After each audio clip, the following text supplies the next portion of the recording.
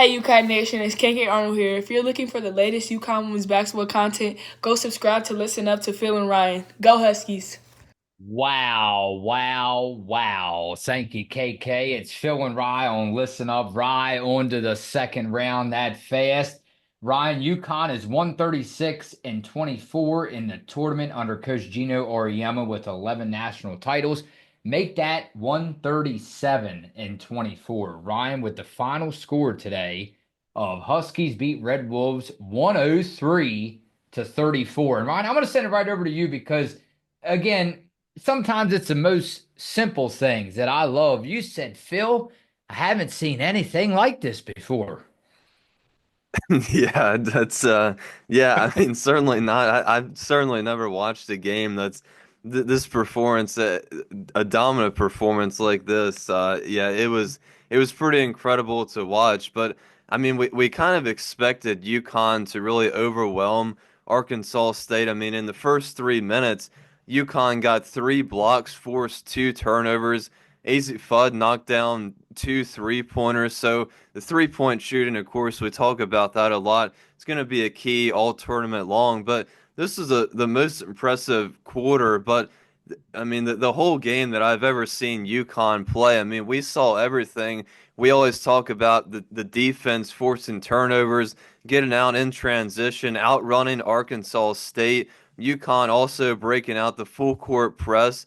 Arkansas State, I mean, they could barely even inbound the ball at times, and the Red Wolves, they didn't know what to do with the ball, just had nowhere to go, nowhere to shoot. The hustle plays, the passing, the movement, three-point shooting, blocks, it was all there for UConn, absolutely just running Arkansas State off the court. And I mean, most of us thought this was going to be a blowout, but for the score to be 34 to 5 at the end of the first quarter, I'm not sure anybody expected that kind of a clinic. I mean, we even had Caroline Ducharme coming to the game towards the end of the second quarter. She made two field goals. AZ Fudd with 21 points just in the first half, making four three-pointers already. Huskies as a team racking up 11 steals and 9 blocks, an insane 66 to 16 score at the half.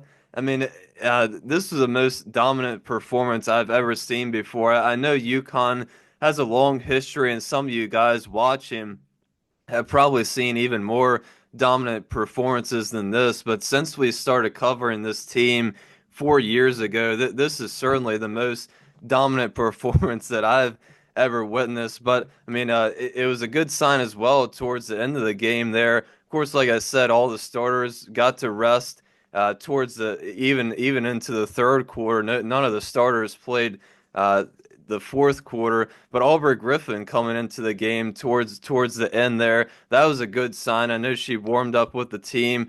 Not sure if she's on a minute count or anything, but just to see her come into the game and get a couple minutes was a good sign moving forward as well. It goes to show you the depth, what depth provides for basketball teams. So, how healthy UConn is and how deep they are, Ryan, because you said it right. That's probably two of the biggest reasons why we are witnessing what we are this season. And today, Ryan, of course, we will be right back on tomorrow morning with everybody. Like, comment, and subscribe on every video. We appreciate each and every one of you. Thank you, Huskies Nation, for the support. Ryan, of course, we'll be back on tomorrow morning for another beautiful last check-in. We not surround, we survive another round. Getting my words mixed up again, like a breath of fresh air, right? Ryan, I'm telling you, I'm super excited for tomorrow morning, and then excited for obviously Monday. They return to play on Monday in the second round. Let's go over to comments, and very quickly, I'm glad you said out of all the players now, again, we love Paige Beckers. We love all of our UConn Huskies. We love KK Arnold, but the player that I have to feel most excited about, obviously, I'm saying this probably because she had a breakout game, but how about AZ Fudd? You said her name, and how about AZ Fudd today?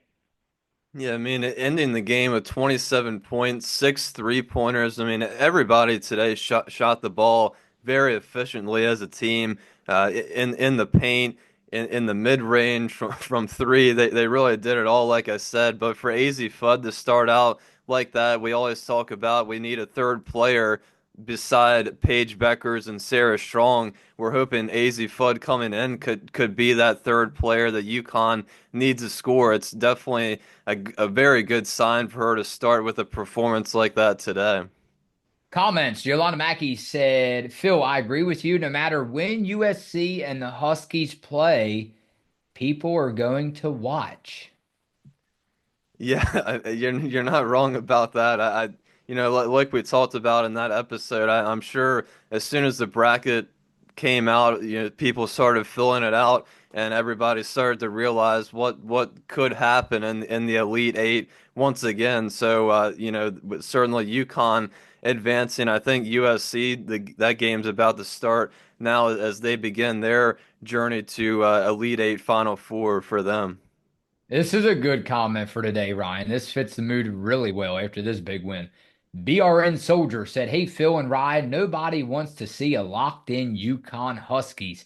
We are scary good when AZ, Paige, Sarah, and Ashlyn making threes. And it brings up a good point, Ryan. UConn today hardly allowing anything at all on the defensive end.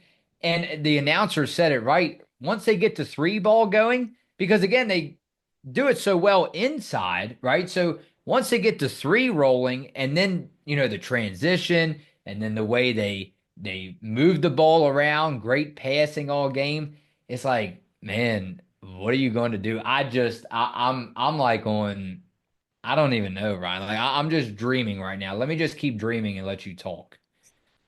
Yeah, they hit it right on the nail there. It was certainly good to see UConn after, the week-long break and return home here to Gampel to start their tournament run. It was certainly good to see them just right out of the gates start off really hot, and they certainly did look very, very locked in today, and they're gonna have to continue that for the rest of the tournament. Celebrate a little bit tonight, feel good about themselves, but as soon as they figure out who they're going to play, either Oklahoma State or South Dakota State, as soon as they figure that out, it's back to practice tomorrow and begin to prepare for that second round matchup. I'll save this one. This one was interesting. We like to get everybody's perspective, but this one's kind of interesting. Not beating this person up about it because we appreciate everybody coming through. Desiree Evans, Ryan said, I hope UConn is not sleeping on Arkansas State the way everyone else is.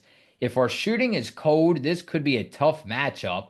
Arkansas is a mean, it's not a bad point because, if Arkansas State would have came into this game and started to make their 3-point attempts, I mean, they're a very good 3-point shooting team. So I think if they would have started out hot from 3-point range, I mean, realistically, they would have had to make 50 or 60% of their 3-point attempts to even have a chance to keep this game close, which obviously didn't happen. And I think that's another great thing UConn did once again today was defend the 3-point shooting very well. All right, Ryan. Again, final score. Hats off to the Arkansas State Red Wolves. Final score 103-34. And I will see you tomorrow morning, bright and early, or whenever we get that announcement of who the official opponent will be for the UConn Huskies in the second round. Phil and Rye on Listen Up.